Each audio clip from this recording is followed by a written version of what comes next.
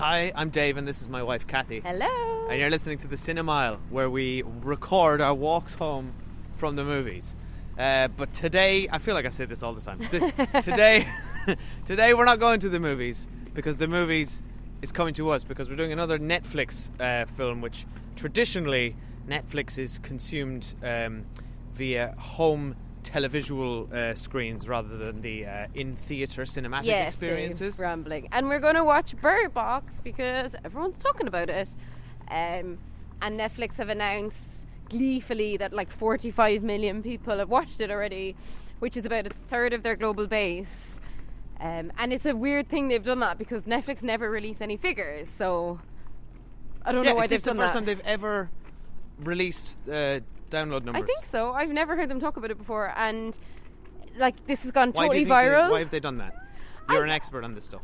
Well, I mean, I think in part it might be because like we talked about it in our end of the year review, but Netflix launched in 2018 with its original movies, and they were like complete duds. No, they've been doing them for years. No, but like they started going big with them last year. Like they had true. like Will Smith and Bright and that sort of thing. And then they ended on a real high with Roma, and I don't know if they're just trying to keep up the momentum maybe around their movies, because it's certainly working. Like it went straight from everyone talking about Roma to everyone talking about this. This and Bandersnatch, which is the Black Mirror interactive film, which incidentally we did a few times. It was great fun. Yeah, really fun. This and that were the sort of big talking points over Christmas for Netflix. And this film, Bird Box, is getting some serious hype. Certainly, like there's loads of really fun memes on Twitter around it. It's totally taken off. I mean, it would be helped by the fact that it's like stars Sandra Bullock, who's one of the biggest female movie stars in the world. Well, and it's got a really strong like visual on the front page of Netflix, which is just her wearing a blindfold with two kids also wearing blindfolds. Yeah. And I gotta say, up front, I've avoided even the synopsis of this movie. I don't know what it's about because I'm quite excited to see it. I know that she wears a blindfold and there's kids in it. So yeah. Yeah, that's about all I know as well. And it's a horror thing, I think. I don't know. I'm really excited though because it's a Saturday. It's apocalyptic horror. Saturday night, like, movie seems like a perfect thing to watch at home. I totally get why everyone's going to watch it, and now we are off home to watch it. Yes, so we'll check in soon. Bye. Listen to me. We are going on the trip now. It's going to be rough. Hold on! If you hear something in the woods, you tell me. If you hear something in the water, you tell me. But under no circumstance are you allowed to take off your blindfold. Do you hear that? The creatures. Right, hello, we're back. A day has passed. We watched Bird Box. I was about to say Birdcage. Bird Box last night. And we've slept on it. We haven't talked about it, which is kind of hard to do. I haven't slept on it, really. I've basically forgotten it already. Also, we didn't sleep because Oscar decided separate note. Nobody was sleeping. There was no sleep in our house last He night. just wanted to talk about Bird Box all night. So, Cathy, I mean, look, I kind of feel like we know what each other think of this because we watched it next to each other while talking. Yeah. It's quite different than going to the cinema. Normally we do this podcast, we go to the cinema, we obviously don't talk, we come out and we hit record and kind of our reactions are somewhat of a surprise to each other. But this, I mean, I was... Alright, spoiler... Okay, Dave. Spoiler for my opinion. You're getting ahead of yourself. I was basically screaming fuck off at the telly throughout most of this movie. You can't spoil your own opinion, right, firstly. Secondly, I'll very briefly say what I have to say. Right, what do you think? I have way less to say than Dave on this. So as someone who doesn't really watch horror or kind of, B movies a lot, I used to watch them more in uni, these kind of movies. So firstly, I would say it's a total B movie with an A-list star in it. Stars? Yeah, well, I would say. Big star with Sandra Bullock. Yeah. And I enjoyed it. Honestly, I'd say it's just like a middle of the road movie with some enjoyable bits. But it could have been a better movie, and I think one of the big flaws is how they chose to tell the story, which was a lot of flashbacks that did nothing for me in terms of like pushing the story or being interesting. Because what I really like with a movie like this, like kind of, we're not in spoilers yet, but in, a future where things aren't good in the world. It's good to be thrown straight into it. I love it. That was the synopsis. Yeah, thrown straight into the world and you figure out what's happening instead of like, you know, really mundane flashbacks explaining like in excruciating visual and dialogue how this all came to be about. So I found that stuff tedious. And then exactly I also think if your movie's going to be called Bird Box, that the Bird Box has to pay off at some point. And all right, that's all I have to say on that. All right, we're going to go deep into spoilers quickly. And there was a really good little girl actor, which is very rare. And finally, the guy from Moonlight, who plays the eldest version of the Moonlight character. Trevant Rhodes? I don't know how to say it. I don't know. Sorry, Trevant. I've never seen him before outside of Moonlight, and he was brilliant in this. So I was really happy to see him in a movie. I would say... But otherwise, I say completely middle of the road. Bits of it got me emotionally, but a lot of it I was kind of rolling my eyes and looking at the clock and thinking, we kept saying, wait, how is there still 30 minutes left in this movie? There was perpetually 30 minutes left. Like, So, this movie was dragged. It dragged. so But much. I honestly really enjoyed sitting down watching it on the sofa with the bowl of popcorn and like having a bit of a laugh with it, because to me it was just a B movie like that. I did not enjoy this movie. I found it to be an incredibly frustrating experience. You're Mostly much more of from an beginning expert to on end. this kind of genre than I'm me. not an expert. No, hang on. I don't want to call myself an expert because I'm 100% positive that loads of our listeners are way bigger movie buffs than me. Well, no, and but on this kind of genre, you listed no horror inside and out. You And listed like 10 movies that you were like, this is an exact copy of. Yes, I know. That's the problem. My main problem with this movie is that I've seen this movie before. I've seen it before. I've seen all of it before, and not only that, I've seen it done better. I've seen it done better in video games. The Last of Us is a better apocalyptic version of the future than this piece of middle of the road nonsense. So we should be quite brief here and just straight to spoiler street then, because I think most people will let me just say generally, Mm-hmm. I think this movie is a stunning waste of talent, and a pretty good premise and some great ideas. That's what's even more disappointing about this movie, because it's technically speaking, I don't think this is a bad movie. Like, you can't look at this and say this is just absolute rubbish, because it's not. It's not, no. It's actually just middle so of the road. fine. It's just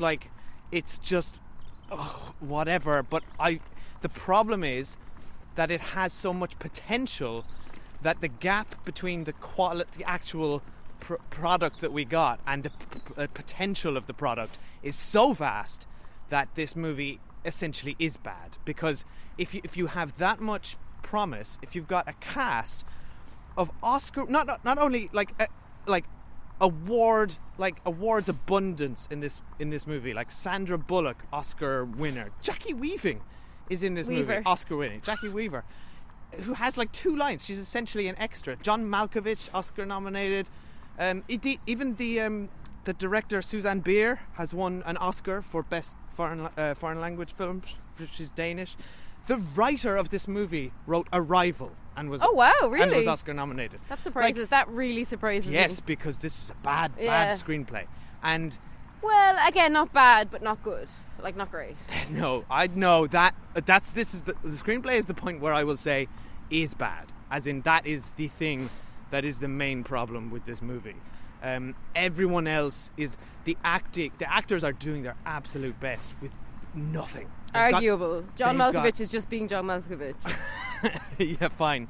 But Sandra Bullock's kind of doing her best. She's just, her character has been so insipid, particularly in the sort of present, that I just hated her. She's kind of badass in the future, which is is it present and past or whatever? But basically, whatever you identified it bang on the head. This is half of a good movie. Like, if they had just focused on the stuff with the blindfolds, essentially. Yeah, with which is her the and stuff the kids, everyone was obsessed about. It's exactly what I thought this movie was going to be, because that was the promise of that image. And then the movie starts like that, and then as soon as the title card 5 years earlier popped up, we groaned. I thought, oh no. We literally went, no! Why? Oh my god, her hair is shorter. Wow, this is amazing. Cut to her, and this isn't a spoiler because this is the very beginning of the movie. She's like, so like, start with post-apocalyptic Sandra, blindfold Sandra, and then it's perfect idyllic artist Sandra in her studio loft where she's 8 months clearly pregnant, wearing overalls. in walks Sarah Paulson, another brilliant actress, wasted. Yeah, really, she was particularly wasted in this. And weirdly, they were both in Ocean's 8 together last year, so I guess they must be friends. Every time they were on screen together, I wanted to die. Yeah, that was bad. Which is essentially the plot of this movie. I felt like a victim of the premise of this movie. But I think we need to go to spoiler street now, because while 45 million people apparently watched 70% of it, maybe they're not listening to this. I will say, okay, so if you don't want spoilers and you want to know what we thought of this movie, I mean, they know what we kind of thought agree of it. with Cathy. It's fine. Yeah, throw it on. And I think a lot of people seem to be enjoying this, but I think it's criminally overrated from all the hype I've seen. And a lot of people are really raving about this thing. Yeah, but people are hyping about the premise and the fact that it's on Netflix. It's it a seems squandered to be premise. because it's on Netflix. People are like, "Oh, it's on Netflix. It's cool," and like, fine. But if I'd paid money for this, cinema, I would be so angry. But if this was in the cinema, it would not be the phenomenon it is. It's because it's on Netflix and is in everyone's living room, and Netflix have gone above and beyond to make sure we all see it on our boxes. Because often when they release movies, they're like, you would never know about it. Like one of my favourite movies of last year, Private Life, I only knew that was on Netflix because I read somewhere it was on Netflix. Okay, sorry, quick side note then on that point. This is, they said this was possibly a turning point for Netflix films in terms of its numbers, because Netflix so actively promoted it to their user base. I think they basically force-fed it to everyone in the front screen. Yeah, but which is what you should Christmas. do if you commission a huge movie. Yeah, it's crazy but bury normally it. they don't. And it's like you say, stuff gets lost. And I think Yeah. everyone has that Netflix experience where they go in looking for something to watch, and it's just frustrating because you can't find anything. The best way to get to watch Netflix is read up recommendations or ask somebody for something that's good. And I'm telling you, this isn't good. Really. Yeah, but I'm saying So honestly, it's not good. if you're looking for a movie to watch, it's worth watching because, first of all, there are some enjoyable elements. You know, there's a good cast and some interesting visuals, and also your friends will have probably watched it. So I always prefer watching movies that I can talk to with people afterwards, and everyone's watching Bird Box. And you can come back here and listen to the spoiler section, which is about to happen. Honestly, in right one of my now. messenger group last night, loads of people were randomly messaging that they were watching Bird Box. Like, it's a Did you talking point point. them to our podcast? I didn't know. At the Cinemile. Cinemile.com. But anyway, we are now on Spoiler Street. Spoilers for Bird Box. I pity anyone who's like in our park on a Sunday morning because we're just always walking around shouting pushing spoilers a at them. But shouting spoilers No, from, Dave, you're from movies shouting. they want to see. So yeah, Bird Box. Briefly on Spoiler Street. Again, I don't really have much to say. Can we firstly start with the title?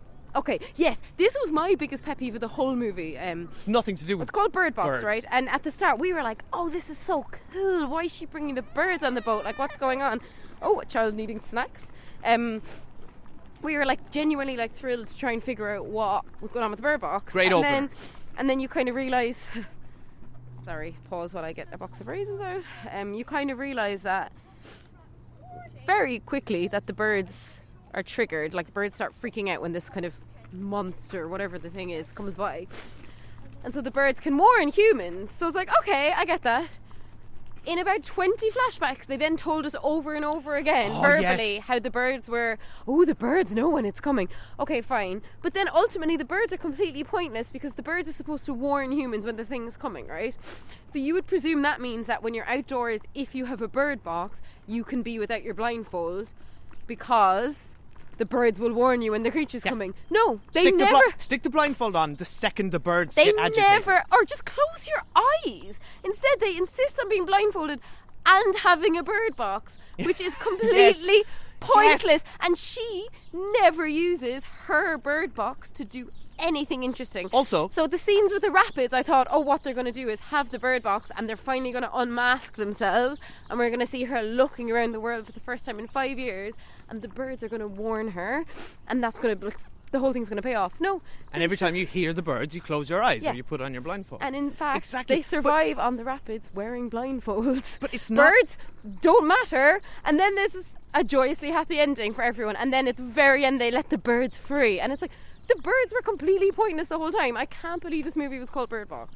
Exactly. It's an entirely redundant warning system if you're not going to pay attention to the warning, because they pay attention to the warning, and then they just keep their blindfolds on, and nothing happens because they don't see. Dave, you're shouting. They don't seem to be like the demons or whatever they are can't physically affect anyone. No. So basically, all you need is a blindfold the entire time.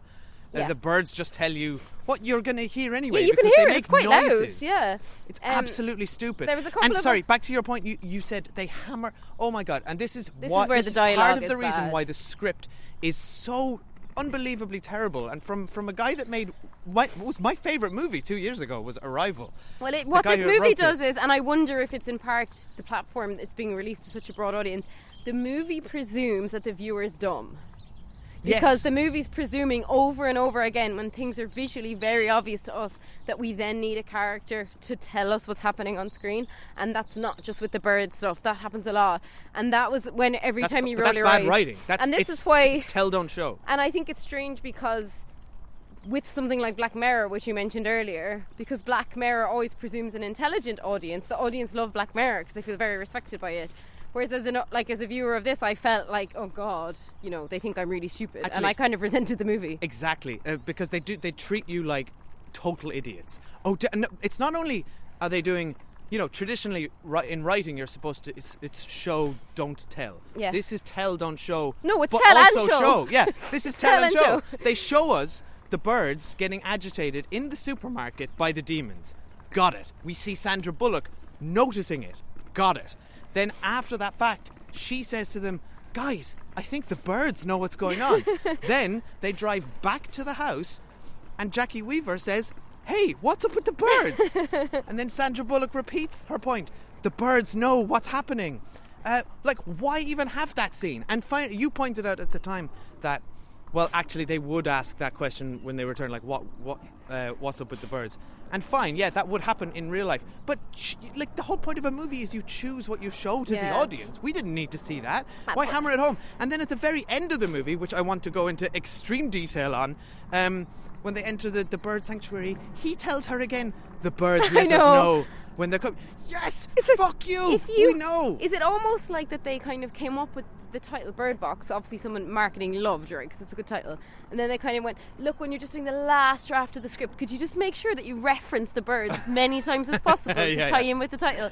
Because honestly, if the title wasn't Bird Box, I don't think the birds would have been there because they weren't interesting or useful. But we talked about the birds the problem is they are interesting. The visual of the idea of the bird as a warning mechanism, and that they have to carry two birds in a shoebox with holes around with them while they're blindfolded, that's great. That's a great idea. Yeah. However, you're right. As soon as you start picking it apart with logic, it doesn't hold up. And when you've got a terrible script, but I kept telling waiting you for it. exactly I was what's like, happening. the rapids, they're going to do the rapids with the birds, and I was really excited, and I was waiting for it, and then it was like, nah, No. we'll just all be blindfolded and miraculously survive. I'm going to keep on it about the writing for another little bit because there's a few other instances that particularly bothered me. Oh yeah, Dave made notes and I didn't, so The dialogue. I actually wrote down some of this dialogue. Okay, so the comedy is so badly handled throughout this entire movie. First of all, comedy? The attempts at witty banter between Sandra Bullock and Sarah Paulson God, that was horrific. was absolutely cringe. Then we get a scene of her with their obstetrician. Is it obstetrician? Yeah, or gynecologist. Gynecologist. Don't know what she was. Where the three of them are engaging in witty banter, which is even more embarrassing. And then I actually got up to make a cup of tea or something at that point because I just couldn't bear it. Then later, when we're in the essentially the zombie house with all these stereotype characters, they're all engaging in witty banter, even though the world is crumbling around them. And fine, there's always one character who's the comic relief, and we get him, Charlie, who works in the supermarket. What a hilarious character he is. He wasn't even comedy relief, though. He was, yeah. Come on. He was Sandra literally. Bullock was He supposed to be literally the had a relief. label. He had a label saying, "Hi, I'm Charlie." It may as well have said, "I'm the comic relief." Well, no, I don't. I think they were kind of all. I don't think he was necessarily the comic relief. Are you joking me? 'Cause he He's didn't do literally a anything comic funny. actor. He's the funny guy from Get Out. But he didn't do anything funny in it, though. In this. Yes, but that's because this is a terrible movie. It's not really because annoyed he me. wasn't supposed to be the comic relief. Cathy, he literally goes to the supermarket and they break in, and then somebody makes a mess and he goes, "I'm not cleaning this shit up." Oh yeah, that was really bad. Fuck off, the world is ending. But what Nobody really would say annoyed that. me That's a movie dialogue. Okay, Dave. With that character of Charlie, it really annoyed me at one point because they're all locked in this house, and they're like, "We're running out of food." First of all, John Malkovich lives next door, right? So you could probably just go to John Malkovich's house, like, you know, walk 1 second and get to his house and get the food. Fine, they don't do that. Then Charlie says, well, actually, I work in a grocery store and I've got the keys and we can just all go and get food there. And they all say, why didn't you tell us sooner? You've got keys. It doesn't matter. It's a post-apocalyptic world. You can smash in a window, man. and steal food. Like, honestly, you don't need Charlie's keys. It's writing to 101. Yeah. Everyone knows how this You works. don't need someone, like, honestly, if there was an apocalypse, I would know how to get to my own local Tesco's and steal from it, first of all. And then there was, admit it, really freaking cool scene with them driving to the shop with the car blacked out. Okay, hang on. Well, I've actually structured my rant around. I was just going to do all the things I liked about this movie in one hit. Do you want to get them out of the way now? Yeah, because I think there you're are being good overly things in negative. here. No, because the stuff that you have to be negative about, it's so dreadful. But okay, there's lots of scenes in this movie that we both enjoyed. I would say lots. I've found 3 out of a 2-hour movie, which dragged to hell. So yeah, no, but it's that not. supermarket scene was 20 minutes long. Doesn't amount to a that good movie. supermarket scene was 20 minutes long. Okay, I'm going to just rattle off the things I liked. The guy. All right, the idea of firstly that there are people who are enjoying the demons or whatever, or and they're trying to take other people's blindfold off. Yeah, that was fun. That's great, Yeah. and you need that because that's more of a threat, and it ups. Yeah, because up the until that, escalation. I thought, well, kind of, what's the big deal? Yeah, just Everyone's stay in it indoors. together. Yeah. And also, Tom Hollander, famously from he's a kind of a British bit part actor. He was in The Loop. It was excellent, like really good comedy and drama. I think he's a real amazing. He plays a slime ball very well. He is so good in this, and everything they did with his character was bang on the money. Yeah, he and was brilliant. He had the most fun character and did the best work, I think, Yeah. in this movie, besides maybe Trevante Rhodes. The scene where they're driving the car with using only GPS and proximity That was alert. brilliant. Superb. Like, that was really tense. Really good. Yeah. Really, really good. I thought that was so clever and fun and interesting. And for me, and sort of the stuff with the river and the promise around her, like if that had been the movie, just 3, like Sandra Bullock and 2 kids on the road with blindfolds, 90 minutes, that's your movie. And do you know what? We haven't mentioned A Quiet Place yet, which is essentially the better version of this movie. Like much, much, much, much better. You haven't seen it, so I won't say too much. No. But that has the confidence to not give you any flashbacks. This is like, it's like if A Quiet Place had started as it did and then cut to 5 years earlier, and it's John Krasinski and Emily Blunt making pancakes, and the kids wander in and they say, "Good luck at the big job interview today, John Krasinski. God, I love our lives. Yeah. Oh my God, why don't we check the news before we go to work? Hey, there seems to be some sort of incident in the thing is, Europe." What I don't mind about the kind of exposition of something unraveling is, I think we should have then started when it was happening, and then got to the place in the future. I think a linear way of telling the story would have been more compelling, but to take us from the really exciting future back to the dull, mundane past was just really jarring. Yeah, because you get a little glimpse of like, because when that movie opens, you're like, and that's a good, solid figure opening. it all out, She's yeah.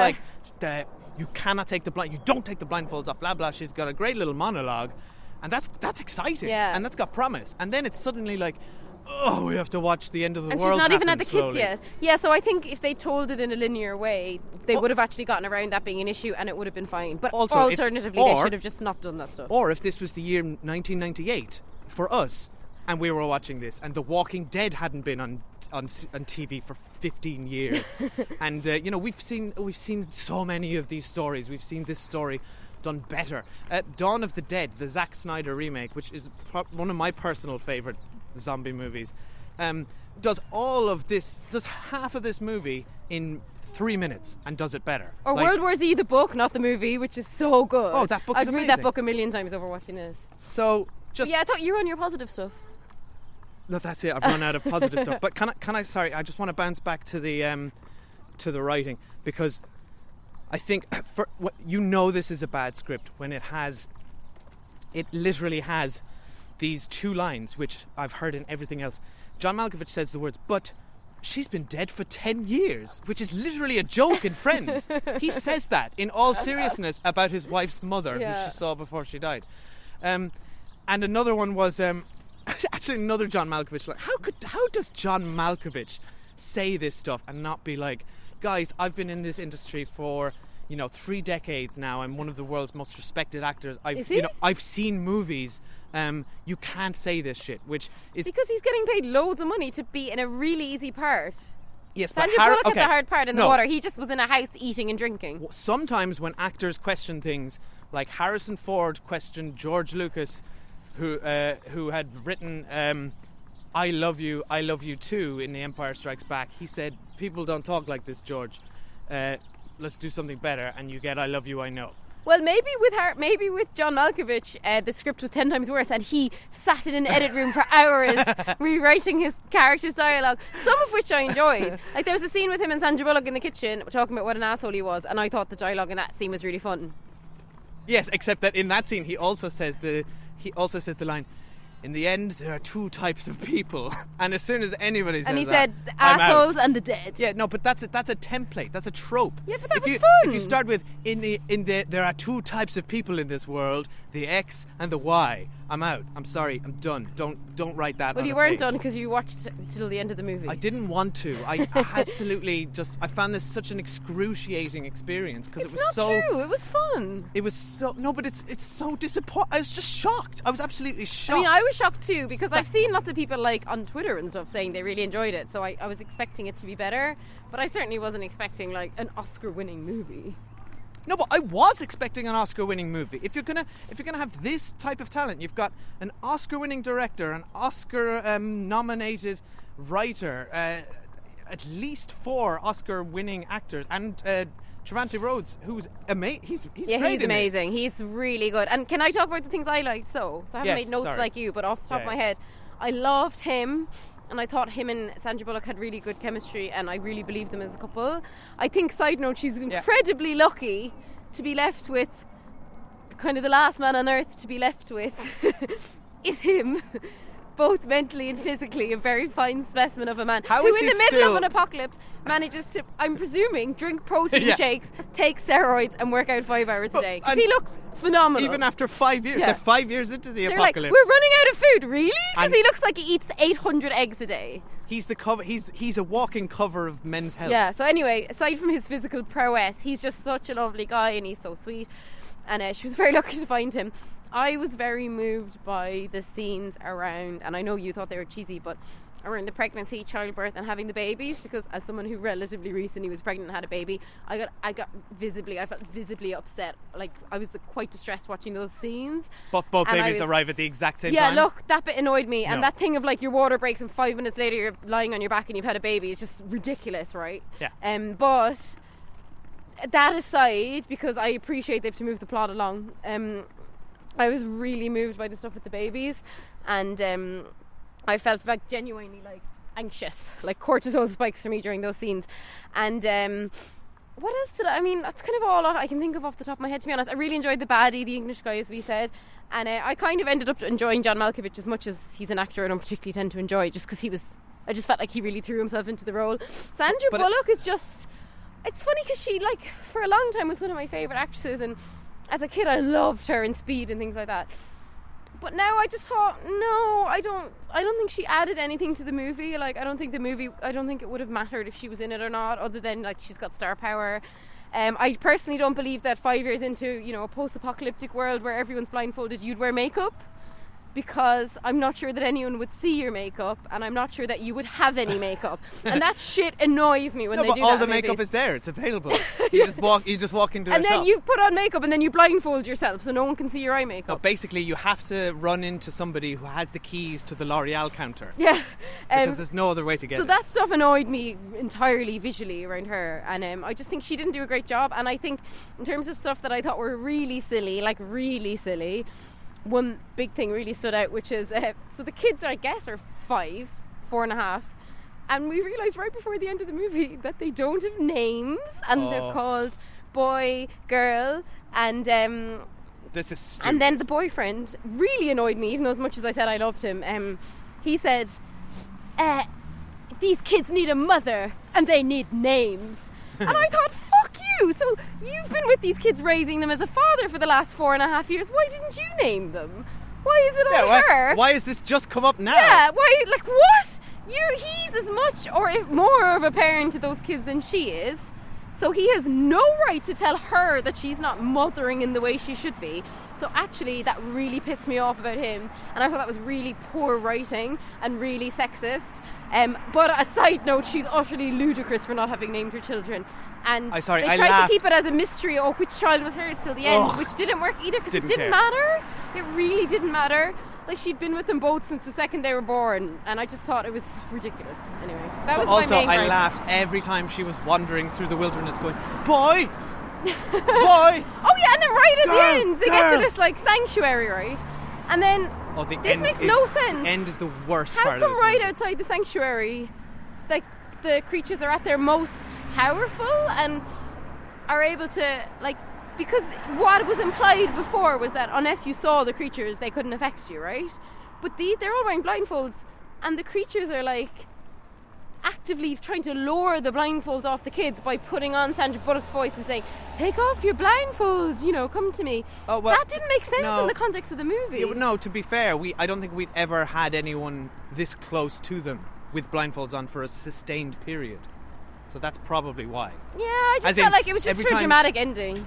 Well, yeah, fine. It didn't work. I mean, the rules of the creatures weren't really There was a thing I liked with the message of around, like, because they've lived in this horrible world for so long, and Sandra Bullock has been so focused on survival, and the boyfriend was saying to her, you need more than, like, life. You need stories and you need dreams. And that came out towards the end when the little boy said to her, but the little girl doesn't like you and she's scared of you because we never, like, you're horrible, basically.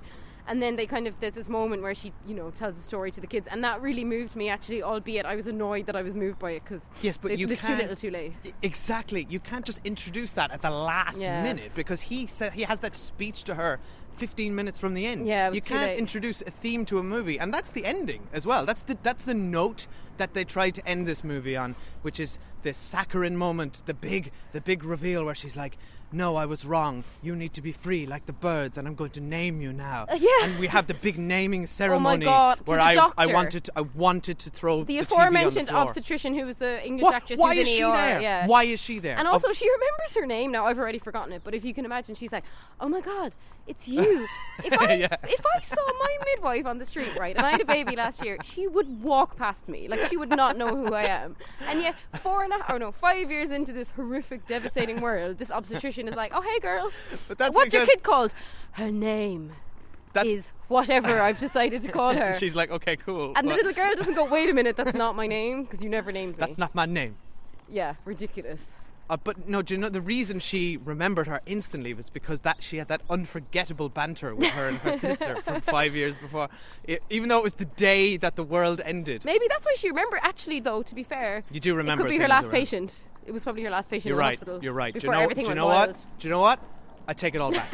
This movie's brilliant. We screamed. We actually screamed with anger. But what annoyed me more was that... Why was she there? And what did she add? Sorry, what did she add? What did she add to being there? And just so she could say, what's the name of your child? What annoyed me more is that she was allowed to age, right? So her hair had actually become grey and stuff. And yet Sandra Bullock has been apparently getting Botox for the last 5 years because she's not allowed to age at all. And is probably, in fact, wearing more makeup than when they met in the hospital 5 years ago. So that annoyed me in a separate note. I just feel like they missed an opportunity by not having her raiding a makeup counter. Because, she does in Ocean's 8 and was one of my favourite scenes in Ocean 8. She steals makeup and I really enjoyed it. Okay. But also, I just think that the character of the boyfriend, who, as I said, I loved and I genuinely bought into their relationship, his death was crap because the way with all the way they were telling everything back and forth, it was just jarring. And when he died, I wasn't upset, and I'm one to cry at like any character's death, to be honest, but they didn't give it any, I don't know, I just never felt it. I never felt his death, and because he'd already been gone for so much of the movie we'd seen, like we knew he was going to die anyway. Do you know why? Because this movie spent half its running time filling in details of the background that we didn't need. No. You can express that stuff, right? It's the world's ended, they're on a river, they have to get here, now let's have loads of incidents. And anytime that movie was happening, I was invested. And then anytime it was scary when they fell in the water, the kids. That was excellent. And when the crazy guy came and tried to take their blindfolds off, really that good. was really good. All that stuff is really good. What about the side plot when they were all in the house, which, like, luckily for them, they ended up in a bloody millionaire's mansion. The side plot of the guy who owned the house looking through the computer screen and dying, I thought was really good.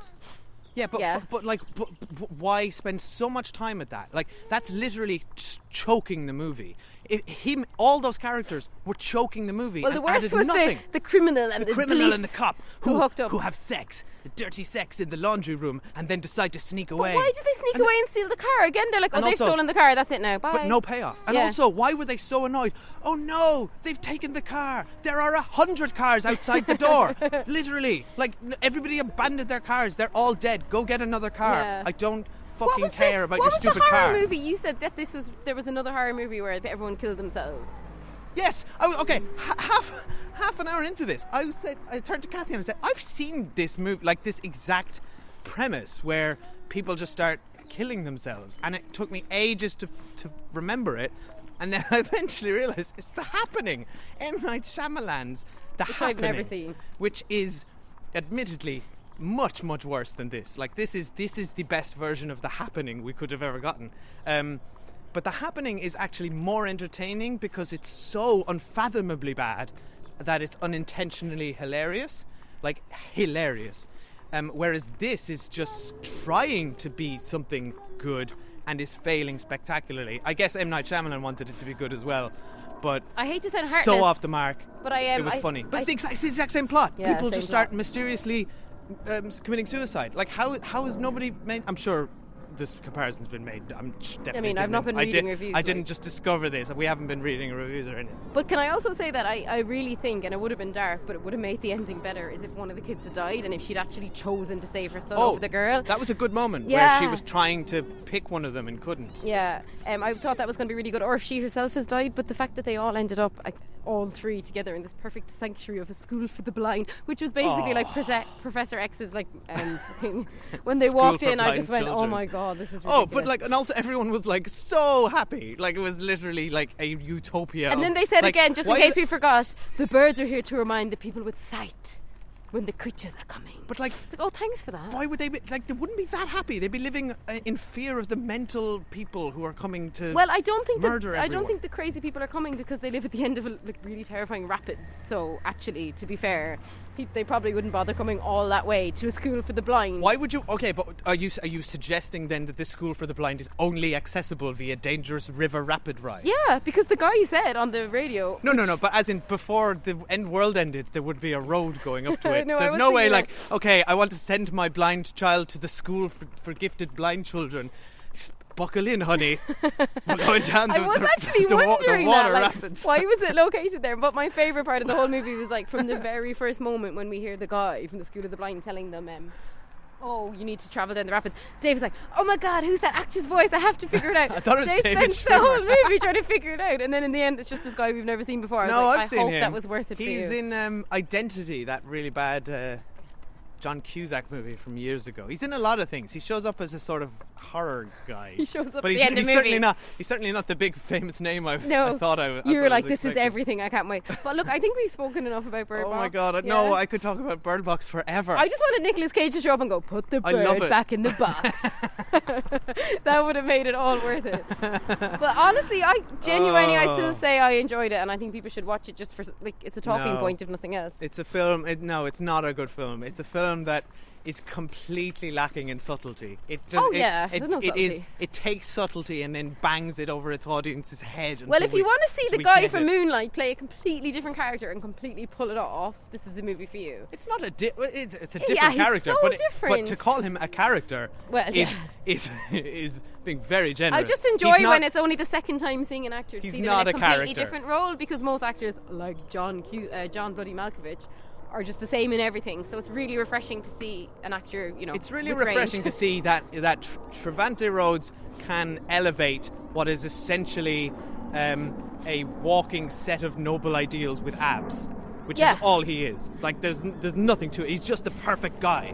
Oh yeah, he's everything. Like, he's the dream guy from a romantic So, novel. he's even not a like the character. proud uncle to 4 children. Also, The nobody in scene this when he movie put his is a hand on her, character. the scene when he put his hand on her belly, I found really moving actually. And the scene when all the crazy shit happens right as the kids are born, and he's like battling with the evil English guy, I was like genuinely like happy and relieved when he walked into the room at the end of it, because I thought that was I felt like that was them together against the world, and I really bought their relationship. And then they just did loads more back and forth and never really saw them together again. Yeah, they just about pull it off. Yeah. I mean, but there's so many good actors saying so many bad things. But my favourite thing is that Netflix are now releasing, decent enough movies that warrant us reviewing them so that we don't have to pay a babysitter and we can watch them at home and not go to the cinema. Long reign the rule of average Netflix movies. Let's just call our podcast the Netflix Mile, the couch, the cine couch. But honestly, and we'll never leave again. But honestly, the the power of this movie, like to say that 45 million people have seen at least the first 70% of it. That's huge. If this movie had been in the cinema, it really wouldn't have been a big movie. But it's sad. It would have been a mid-level. It doesn't make me sad. sad at all. That's one of the most watched movies. It doesn't make me sad. It actually makes me really happy that there can be big movie events that everyone tunes into kind of around the same time and talks about a movie. I think that's really cool. Yes, but wouldn't it be nice if that movie was good or had interesting things to say or made us all, question ourselves or our lives or a facet of humanity? Well, Dave, as someone who... What's this movie about? Picked Avengers Infinity War in his second best movie of the year last year, you cannot speak on this topic. Hang on, if you flash back to our best movies episode, I literally said something like, I know this movie has nothing to say. But that's what I'm saying, so don't, on one hand, pick your favourite movie as something that has nothing to say, and on another hand, criticise a movie for having nothing to say, okay? Alright, fine, but yeah? at least it could be entertaining, which Avengers Infinity War is. There was enough really good scenes in this movie that I was hooked enough to watch the end, albeit it dragged me. There's 3 good scenes you could watch on YouTube. No, you couldn't. There's substantial parts of the movie. Right, now we're just repeating ourselves and we need to go. Let's wrap this up. And thank you everyone for listening. First episode of the new year. Happy New Year! Happy New Year! And thanks everyone who listened to our best of the year, because we had lots of listens. I think lots of people just listen once a year to those episodes, which is fair enough. And thank you to everyone who left us some iTunes reviews, because we kind of asked for them as our end of year. If you like the podcast, to give us a rating, our Christmas gift from you to us. Give us some ratings on iTunes, and a few of you did, so thank you. We greatly appreciate it. And if you want to get in touch with us, please tell us what you thought of Bird Box on Twitter @thecinema. Yes, if you like Bird Box, then explain to me how. Yeah, tell us what you like. And I'm saying I don't want to be one of those people who are like, you're wrong, because you're not wrong. Nobody's wrong. It's opinion. But I'm just genuinely interested. Yeah. So. Okay, sorry for ranting so much. Yes, we forgot to mention. We forgot to tell everyone, because they can't see us. We've been wearing blindfolds the entire time. Yeah. We've and been Oscar's walking wearing a around blindfold blindfolded. too. Oscar ate a box of raisins blindfolded. I'm very proud of him. All right, come on. Oh no, but side note, Netflix had to release a statement. Oh, the blindfold challenge. Yeah, people are doing blindfold challenges. That's and stupid. Going around doing things in blindfolds because of this movie, which is just obscenely ridiculous. Yeah. Don't do that. I mean, we're doing it, but we wouldn't advise anyone else do it. All right, if anyone doesn't understand blindfolds on. We're not doing that. We are doing that. Okay, bye.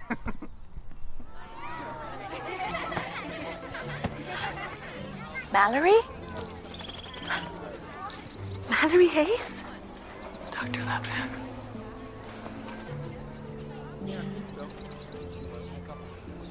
What are your names?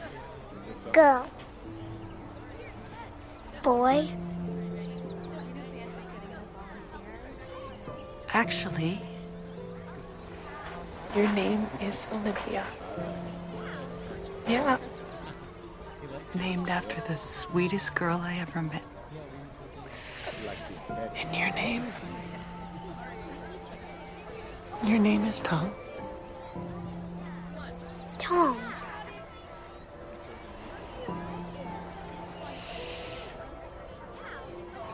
And I am your mother.